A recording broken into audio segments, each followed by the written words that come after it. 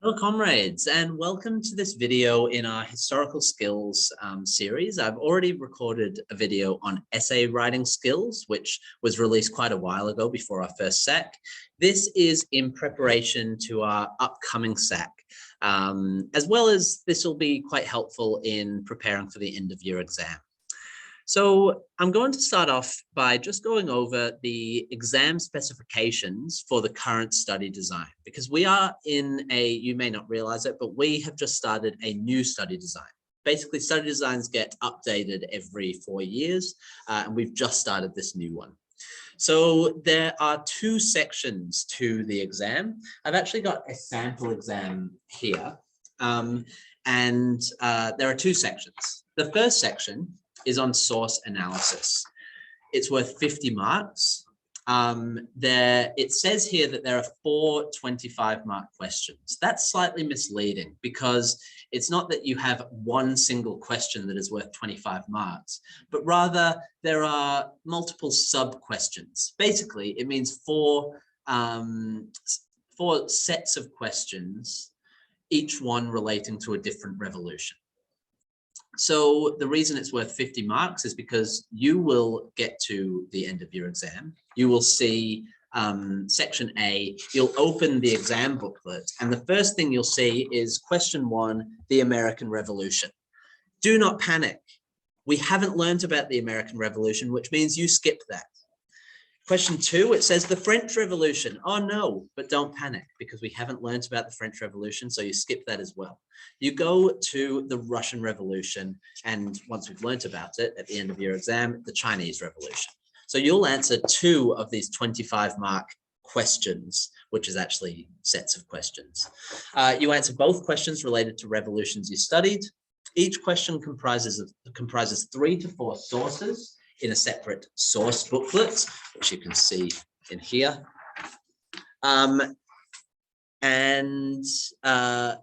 Those sources for each revolution include at least one visual source, at least one written primary source, and at least one written secondary source, i.e. a historical interpretation by a historian. It's approximately 600 to 700 words of reading. There are 4 to 5 different sub-questions within the one question, including 1 8 to 10 mark extended response. So it might look like, with the example of, let's just skip, I'm just going to go to the Chinese Revolution. So the Chinese Revolution, question 4, 25 marks. A is worth 2 marks, B is worth 3 marks, C is worth 9 marks, D is worth 5 marks, and E is worth 6 marks. So that is the question parts for that. In terms of writing space, low order questions are questions that start with words like identify, outline, list, describe, perhaps. And they have 2 lines per mark because they require less detail and less analysis. For mid and high order questions, which I'll explain in a bit more detail shortly, they have 3 lines per mark because they require more detail, more analysis, more use of evidence and use of your own knowledge. So that's section A of the exam. Now our next SAC, which will be an evaluation of historical sources and extended response, will also be worth 50 marks. It will also contain 2 questions, and we'll have about, I think, 7 to 8 sources for each of those questions. So about 3 or 4 sources for each of those questions. So it's going to look the same, except this one, our upcoming SAC will just be on the consequences of the Russian Revolution, area of study 2 of the Russian Revolution. Now, just in terms of the the exam at the end of the year, section B is an essay worth 20 marks. There are 4 20-mark questions. You will only answer 1 of those questions. Those questions are related to each of the revolutions that schools can study. So there'll be 1 for the American Revolution, 1 for the French Revolution, 1 for the Russian Revolution, 1 for the Chinese Revolution. All 4 questions will share the same focus. So if it's on causes of revolution, then all 4 questions will be on causes of the revolution. If it's on evaluating change and continuity between the old society and the new, all 4 questions will have that focus. And this has about 3 pages of writing space plus extra space if you need it. Now, with regard to source analysis questions, there will be a combination of low-order comprehension, mid-order explanation, and high-order extended response. Now, the low-order questions are generally 2 to 4 marks. They contain task words such as identify, outline, list, or describe. Most of the questions in the sample exam ask for comprehension of 2 to 3 specific features from a source, and they were valued at 2 to 3 marks, i.e. 1 mark for 1 feature. They may also ask for outline / description of a single concept in greater depth. And as I said before, it's 2 writing lines per mark. Here are some examples of sort of question sentence starters. Now, here's one example from the sample exam. Oh, wait. Let's go to this. So here's one example from the sample exam. So this is question 3, the Russian Revolution, 25 marks, but actually there are multiple different types of questions within that. It says refer to pages 8 to 10 in the sources book when responding to this question. A, list, there's your task word, list 3 examples from source 8 of how workers suffered from economic inequality. So we know that we need to list. We know that we need to use source 8 and only source 8. It doesn't ask for using your own knowledge. We know we need to have 3 examples, not 1, not 2, not 4, but 3. And they need to be examples of how workers suffered from economic inequality, as mentioned in that source. So in terms of marking of low order questions, it's 1 substantive point per 1 sentence per mark. So if it is a question like that, 3 examples of how workers suffer from economic inequality, it's 1 mark per 1 example. Dot points can be appropriate for identify or list questions, but you must ensure that your response is precise and clear.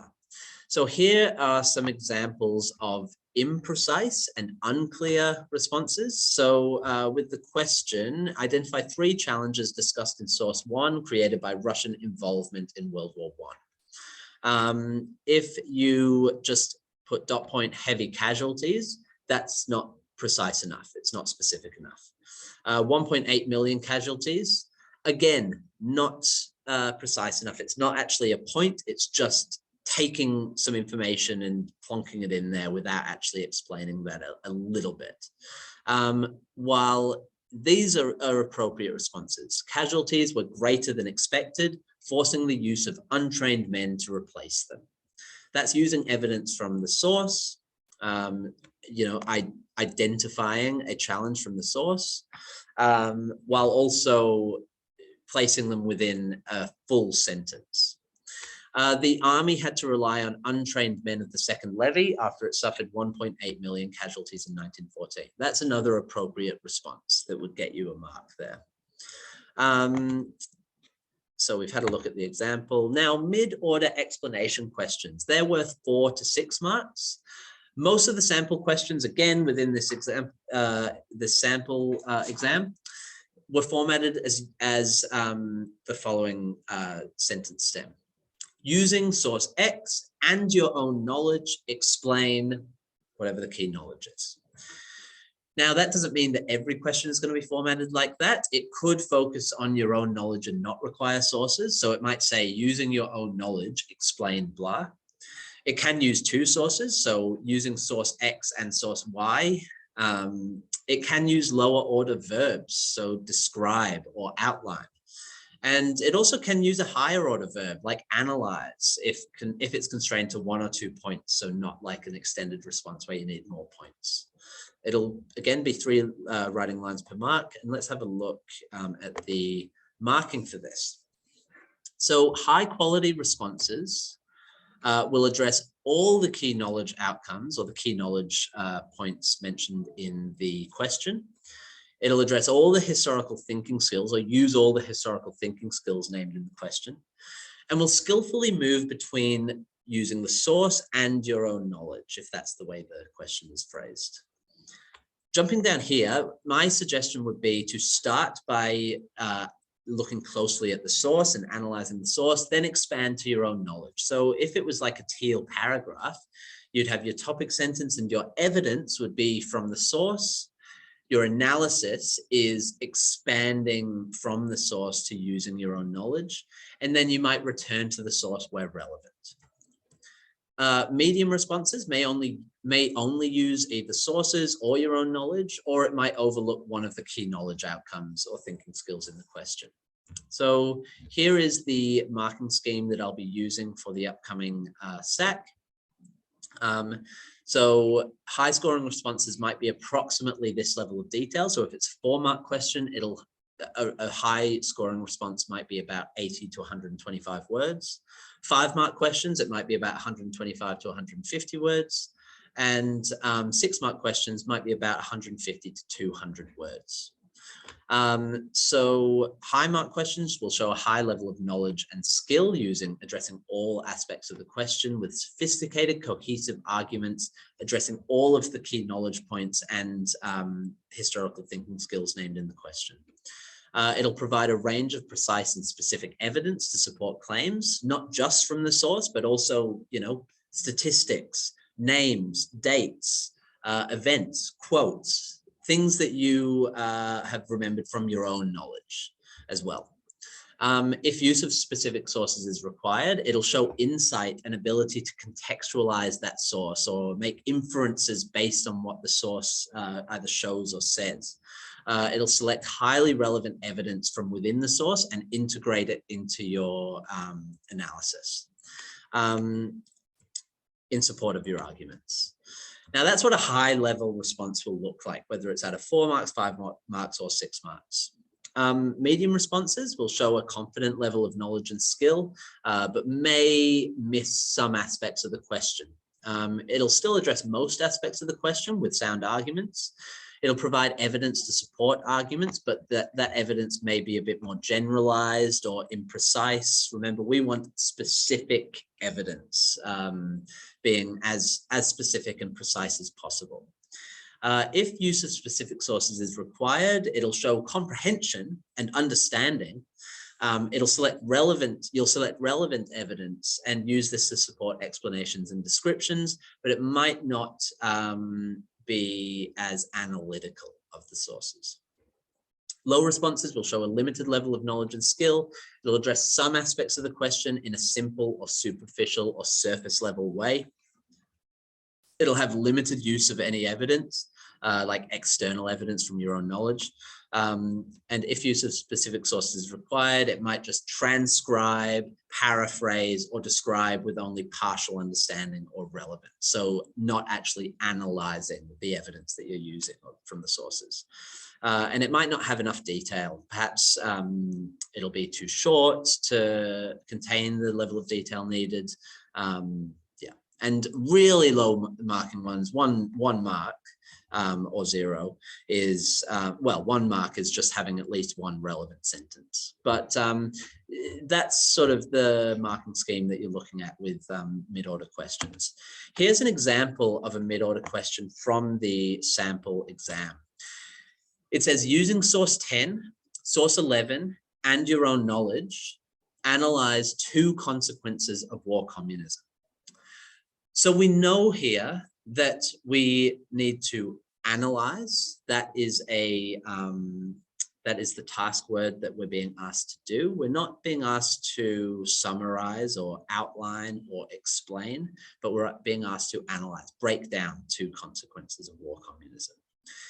We know that we need to address the key knowledge of not only war communism, but consequences of war communism. And we need 2 consequences of war communism, not 1, not 3, but 2 consequences of war communism to analyze. Now we need to use our own knowledge, and we need to use, evidence that we have attained through our classwork and revision. but we also need to use sources 10 and 11. Now, if you used just one of those sources and your own knowledge, you could still potentially get a reasonably high mark, but to get the highest marks, you need to use all of the source materials being mentioned in the question, and you need to use your own knowledge with specific evidence in mind. And the final section we're going to look at is extended responses. These are 8 to 10 mark questions. They will have task words such as evaluate, analyze, or to what extent, or perhaps discuss. Examples of question language might be evaluate how poor leadership led to the outbreak of revolution, or analyze changes in women's rights through the revolution, or to what extent did whatever the key knowledge point is influence the revolution, or influence the outbreak of the October general strike, just using a random example. So there's examples of question language. Examples of prompt language is use source X and other evidence to support your response. Now, these questions are generally going to be separated like that. There's the question and there's the prompt of what you need to use. Or use one or more of the sources provided and other evidence to support your response, or use evidence to support your response. When it says use evidence to support your response, you can use the sources if you like, but you aren't being explicitly asked to. You can use other evidence that you have understood through your own knowledge. So again, marking, plan before writing, and use paragraphs or signposts. What we mean by signposts is saying, firstly, secondly, thirdly. So signposting that this is a new point that I'm making. So use paragraphs or signposts to organize your ideas. Depending on the wording of the question, use of sources may not be necessary. So like when it says, use evidence to support your response, you don't actually have to use specific sources. However, still aim to use all relevant sources at least once, just because that will show a real engagement with the sources. I'll not go over the marking scheme in any great detail, but please feel free to pause the video to see what a high score and response might look like. Here's an example of a high order extended response question. This is an 8-mark question, and it says evaluate the most significant continuities and changes in the everyday lives of workers from 1896 to 1927. Use one or more of the sources provided and other evidence to support your response. So already here, let's have a look at the question, the actual question. It is evaluate. So that's our task word. The most significant. So that's where, like when we've done activities in class where we've ranked the significance of different aspects of the revolution, this is what we're aiming towards. Evaluate the most significant continuities and changes. So weigh them next to each other and decide which is the most significant. Now, key knowledge is we're looking at continuities and changes in the everyday lives of workers.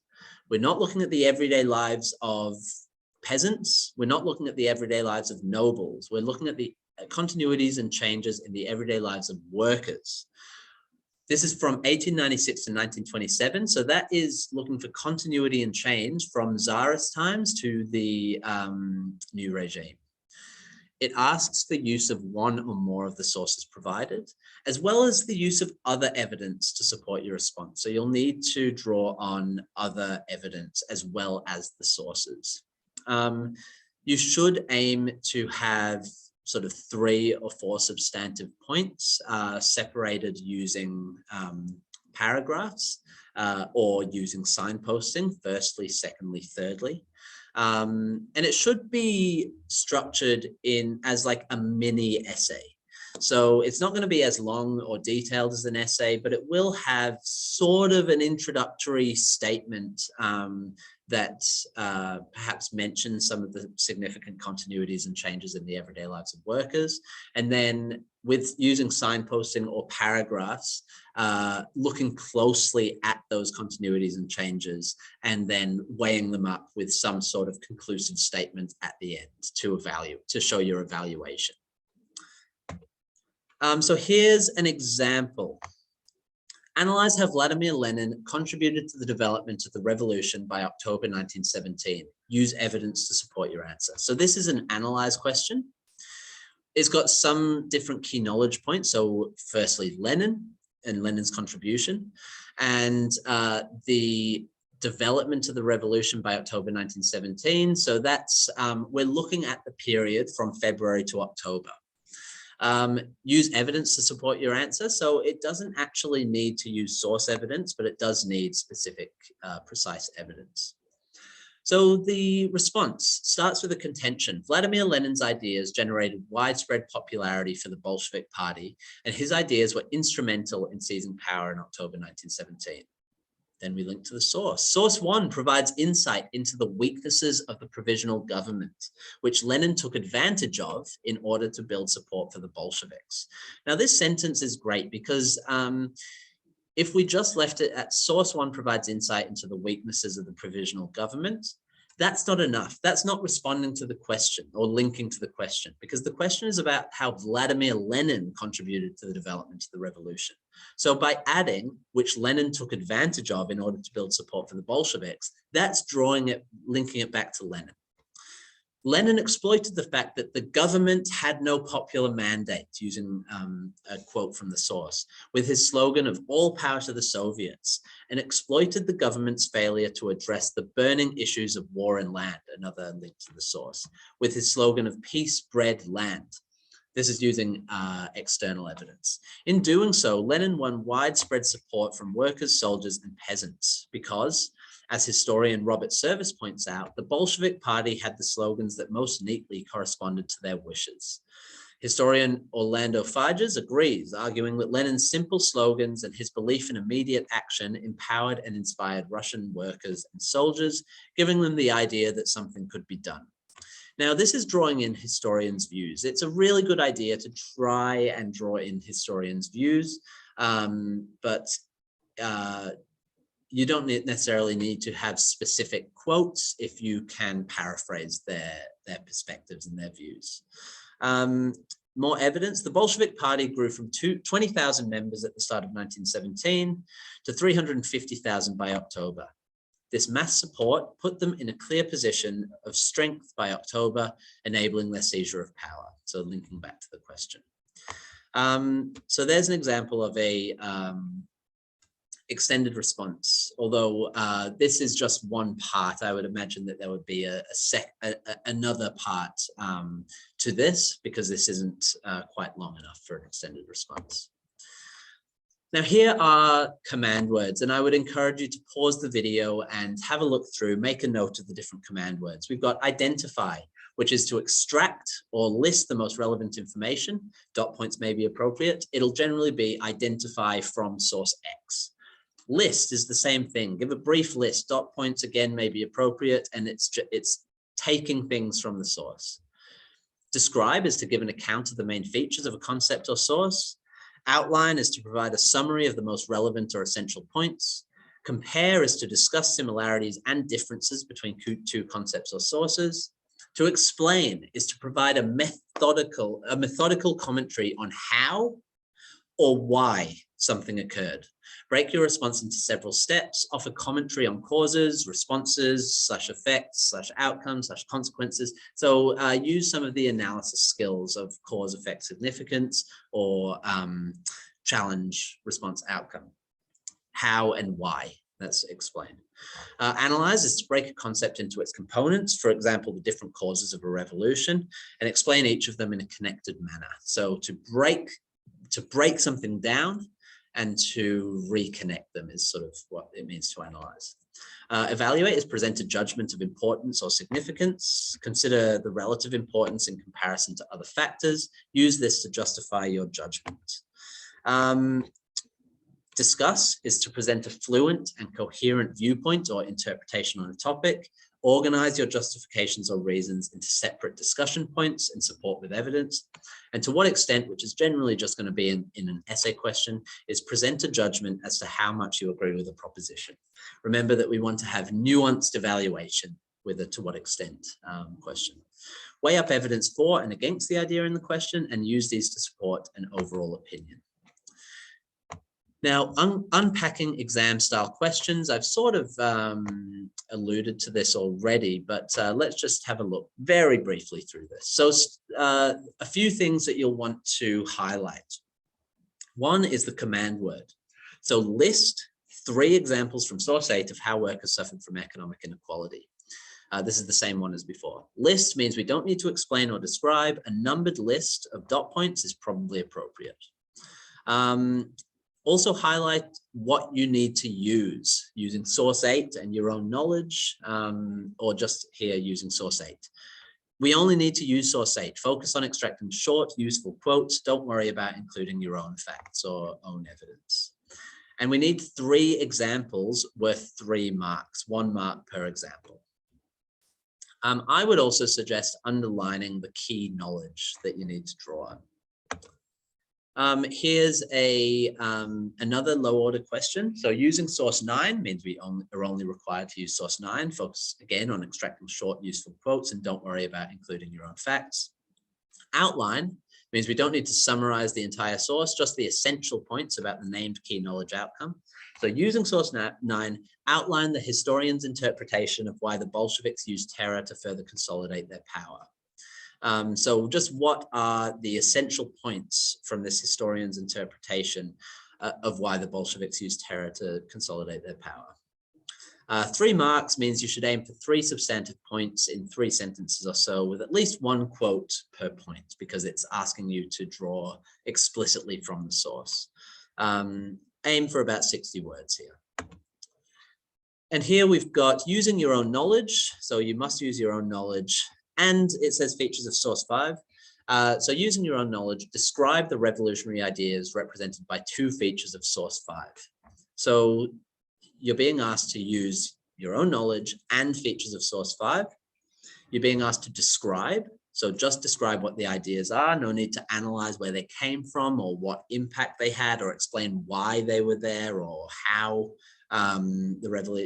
how they are there. And you must discuss 2 features to earn 4 marks.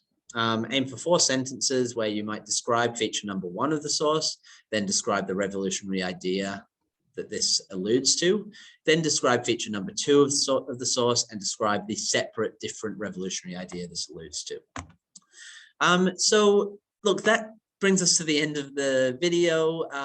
It was a bit all over the place and a bit of information overload as these skill-based videos often are, but I hope you found it useful. I will make sure to put timestamps in the video so that you can revisit parts that you're struggling with at various points.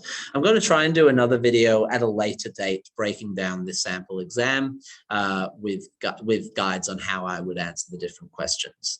But for now, I hope you found this useful and I will see you next time.